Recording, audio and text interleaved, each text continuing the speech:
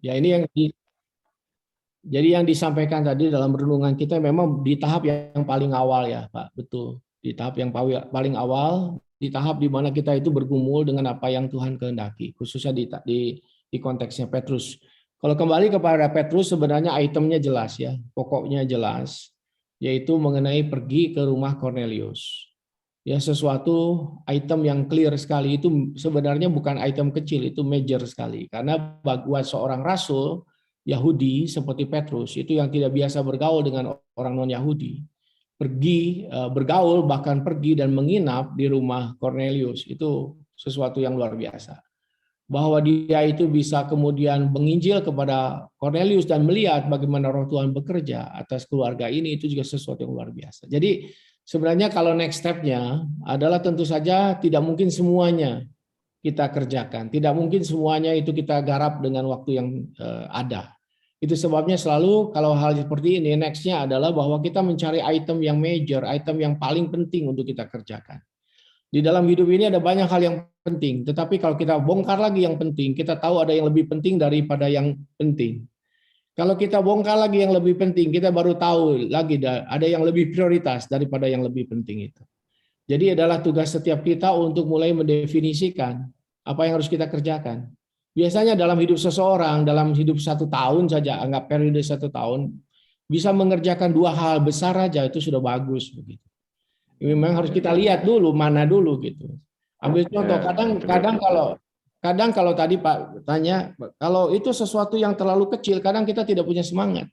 Kalau terlalu besar kita nggak akan kecapai, nanti kita capek sendiri, akhirnya frustasi. Itu sebabnya memang harus ada measurement-nya, ukurannya. Ambil contoh, kalau kita misalnya mau ambil S2 dalam studi gitu, itu biasa 2 tahun ya, master level itu 2 tahun, dan itu mungkin sulit, tapi tidak terlalu sulit sebenarnya. Tetapi ketika seorang mengambil PhD yang bisa 5 tahun, bisa 7 tahun, itu sesuatu yang sangat major. Biasanya kalau student di PhD level itu betul-betul harus menyingkirkan banyak hal yang memang dianggap sudah harus milih dia, baru dia berhasil. Jadi dalam hal ini next step-nya tentu saja adalah menetapkan apa yang harus dikerjakan. Dan kemudian ya proses yang tadi Bapak sampaikan, itu banyak proses yang saya rasa kebanyakan kita sudah tahu juga, kita harus mulai kerjakan dan seterusnya. Ya. Dan mulai ada resources, mulai ada tim dan sebagainya. Saya rasa itu hal. Terima kasih, Pak. Wah, terima kasih Pak Pendeta. Ini banyak sudah bertanya nih. Kita kasih kesempatan Pak Yaya dulu dah. Silakan Pak Yaya. Saya mau bertanya Pak. Saya mengalami major transisi setelah saya lahir baru dan menjadi ciptaan yang baru, menjadi manusia yang baru. Maka timbullah 2 pertanyaan ini, yaitu mengenai progressive sanctification setelah kita dibenarkan oleh tubuh Kristus. Di dalam Ibrani 10 ayat 10 dikatakan karena kehendaknya inilah kita telah dikuduskan 1 kali untuk selamanya oleh persembahan tubuh Kristus. Artinya sekalipun kita telah menjalani progressive sanctification selama kita berada di bumi ini, namun kita telah dikuduskan oleh Yesus Kristus, berarti setelah kedatangan Yesus kedua kali kita akan mengalami final sanctification. Ini artinya already sanctified but not yet. Benarkah demikian? Pertanyaan kedua adalah mengenai penebusan terbatas atau limited atonement, Pak. Apakah Allah hanya menebus orang-orang pilihan saja, dan apakah penebusannya ini meliputi penebusan dosa masa yang lalu, masa yang kini, dan masa dosa yang kita perbuat setelah kita dilahirkan baru, atau dosa yang masa akan datang? Ini 2 pertanyaan saya. Terima kasih Pak. Ya, Pak, yang pertama mungkin itu yang Pak Yahya sampaikan itu setuju semua, Pak. Jadi itu memang proses sanctification yang kita sedang alami, nanti akan ada Tuhan lengkapi, sempurnakan di saat yang akan datang. Nah, yang kedua tadi, yang pertanyaan mengenai pemilihan Tuhan ya, yang Tuhan ketetapan Tuhan. Nah, itu kita mesti melihatnya sebenarnya dari 2 dimensi. Satu lihatnya dari dimensi kekekalan dan kedua dimensi kesementaraan. Ya. Nah, kalau dalam dimensi kekekalan, Alkitab sudah jelas mengatakan bahwa Tuhan melakukan pemilihan ya.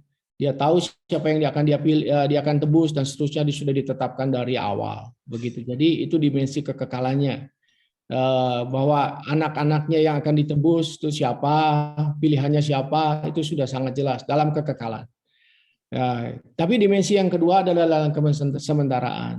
Nah, di dalam kesementaraan kita kan juga meraba-raba, ya kan. Sebenarnya siapa sih orang pilihan itu, yang mana sih orang pilihan itu.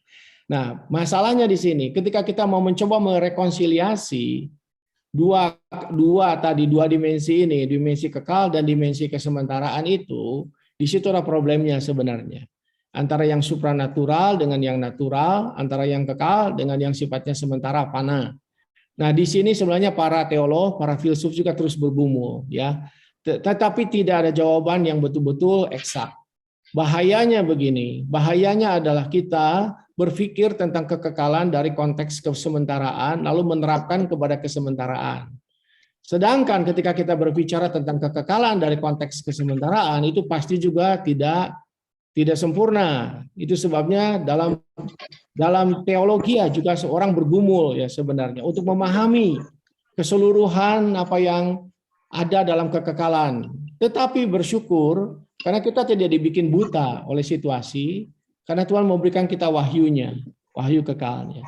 Jadi wahyu kekalnya dibawa kepada kita kepada kesementaraan, dan dari kerangka wahyu yang kekal itulah kita mencoba melihat sesuatu.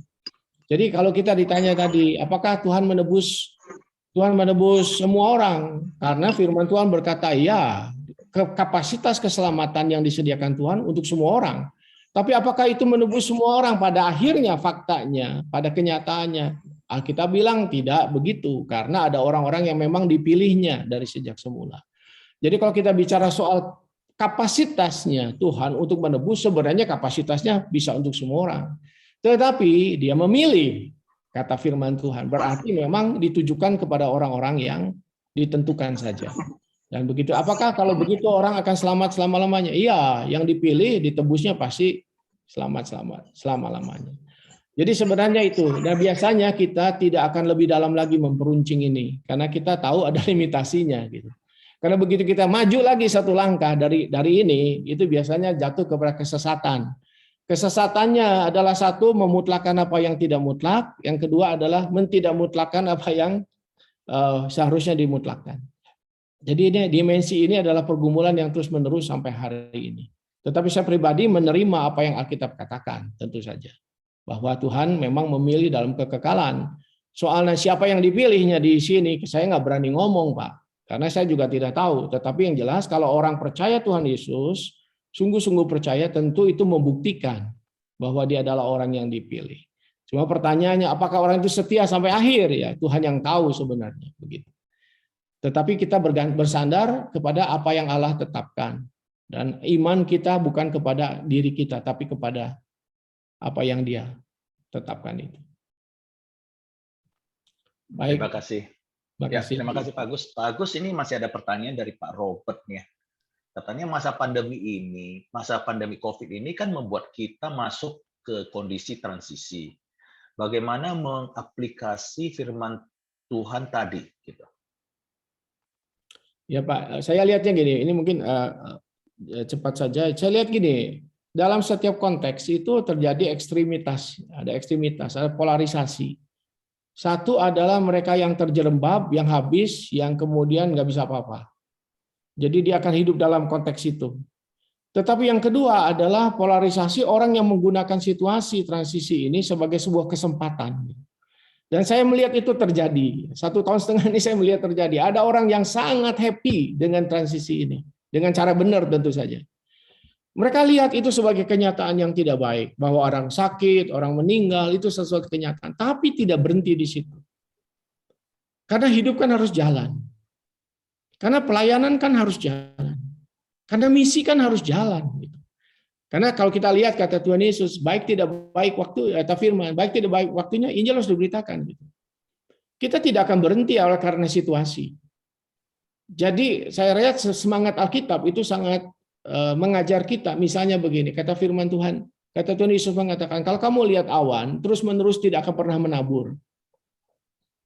Jadi intinya sama juga. Saya lihat transisi adalah transisi yang harus kita hadapi dengan pandemi ini. Saya rasa semua perangkat harus kita pakai, semua alat, semua obat-obatan, semua pelayanan kesehatan, semua masker, semua kita pakai semua untuk menghadapi ini semua. Karena ini peperangan juga kan lewat dengan pandemi ini. Tetapi di lain pihak kita tidak bisa terpuruk. Kita justru harus menembus situasi yang ada. Dan melihat apakah masih ada peluang. Saya lihat juga ada banyak hal yang sebenarnya sangat positif terjadi, tanda kutip ya, sebagai ekses dari sesuatu yang negatif ini. Gitu. Ada hal yang tiba-tiba terbuka. Gitu. Ambil contoh saja mengenai change, perubahan. Di organisasi aja, di lembaga aja, mungkin juga di perusahaan. Ada hal-hal yang begitu susah berubah. Bertahun-tahun mengubah sesuatu itu begitu susah. Tapi di masa pandemi ini begitu gampang berubah. Karena sekarang orang tidak mokong seperti dulu gitu. Orang itu tidak keras kepala seperti dulu sekarang. Orang itu ngerti sekarang. Ketika kita bicara soal change, perubahan, zaman dulu setengah mati orang kalau bicara perubahan. Anggap nggak usah lah, ngapainlah berubah. Gitu. Tapi kalau sekarang orang bicara soal perubahan, jauh lebih gampang. Kenapa? Oleh karena dia ngerti kalau nggak berubah habis. Jadi sebenarnya kalau saya lihat transisi semacam ini menyediakan potensi kemungkinan yang hebat sekali gitu, dan itu ditangkap oleh beberapa orang yang sangat hebat menurut saya. Mereka sudah siap untuk melihat transisi itu, dan itu dinantikan oleh mereka sebenarnya. Memang sayangnya transisinya jelek nih gara-gara virus gitu loh. Tapi kalau transisi positif tentu itu juga bagus gitu. Tetapi event yang jelek ini buat orang-orang tertentu itu menyediakan. Ambil contoh lah Pak di bidang edukasi. Luar biasa, Pak. Sekarang ini ambil contoh, guru-guru, dosen-dosen yang hanya berkutat dengan buku-buku lama sudah nggak relevan sama sekali, Pak. Dan itu betul-betul nggak relevan. Saya baru bicara seminar pimpin seminar dengan satu bapak yang baru selesaikan postdoktoralnya 1 tahun di Amerika. Ketika kita bicara, saya menyampaikan sesuatu tentang change teori segala macam. Saya dan beliau yang bicara kemudian dia katakan yang dikatakan tadi betul sekali. Saya bikin postdoctoral study 1 tahun dan apa yang saya pelajari 1 tahun tidak ada gunanya lagi sama hari. Tidak relevan lagi hari ini. Ngeri sekali, saya ngeri sekali oleh banyak sekarang gini ngajarin orang udah tahu, dia udah baca, udah lihat di YouTube, di internet, dia udah. Knowledge itu bukan lagi sesuatu yang milik dari orang lulusan mana, sekolah di mana, enggak. Knowledge itu sudah menjadi sesuatu yang sangat umum. Orang bisa belajar apa saja, orang bisa berhasil apa saja. Dan di bidang bisnis misalnya, usaha itu ya, ekonomi, itu luar biasa juga ini shiftingnya, luar biasa. Kalau anak-anak muda bisa jadi kaya raya luar biasa, luar biasa. Sesuatu yang tadinya orang-orang ngumpulin setengah mati, itu hanya dalam waktu singkat, mereka dengan cara yang lebih berbeda dia sudah dapatkan itu semua. Luar biasa. Office misalnya, apa itu office? Kantor, jam kantor itu sudah berubah sekarang ini. Gitu. Apakah kita butuh office? Sejauh mana kita butuh office?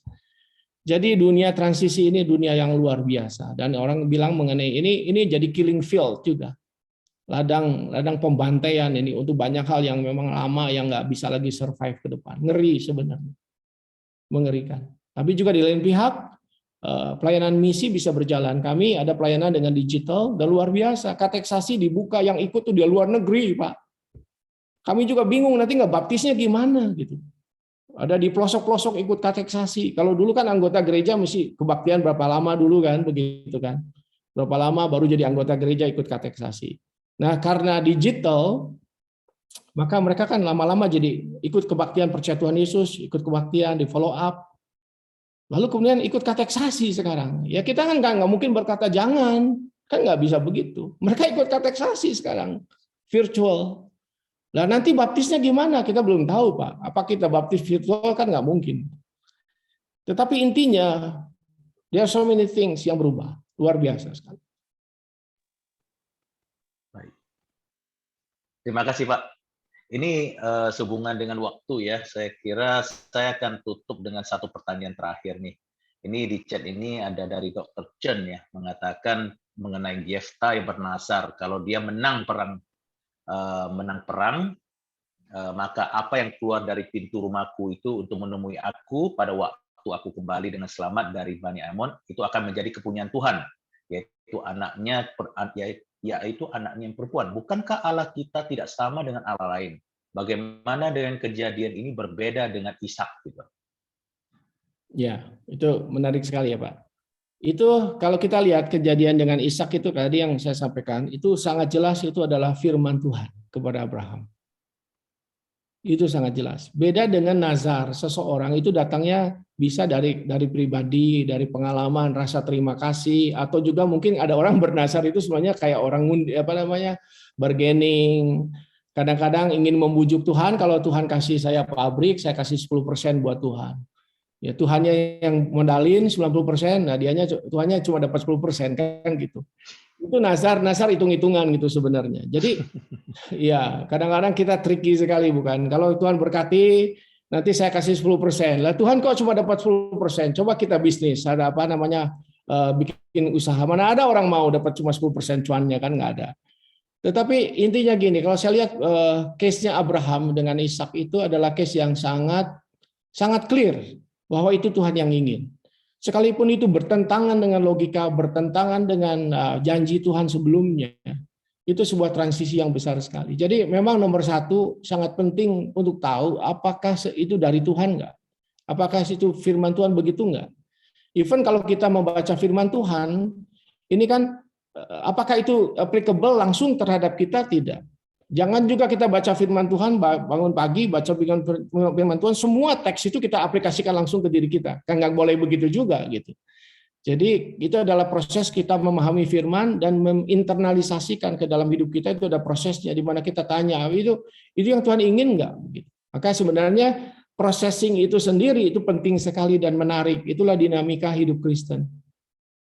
Itu sebabnya kenapa kita bukan sekedar baca Alkitab, tetapi mengerti Alkitab.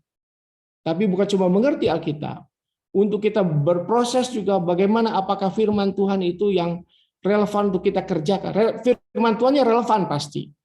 Tetapi apakah itu memang Tuhan ingin kerjakan?